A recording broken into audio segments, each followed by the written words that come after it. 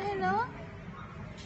Trăng môi nè. Đó, sữa bột, ba bị bụng ba cho ba mới bị lên có ăn. Trăng môi hả? Có ăn, nó ba nãy mình nhìn nói nữa. Mày coi. Miếng mới rồi. Đó, nó dễ dàng đây. Miếng mới rồi. Này có mấy luôn. Miếng mà.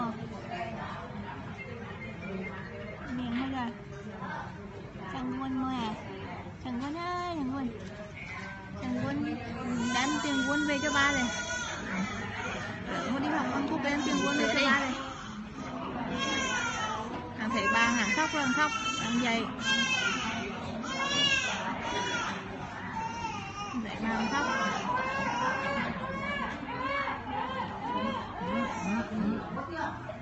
Đó, đó, bú sữa đó.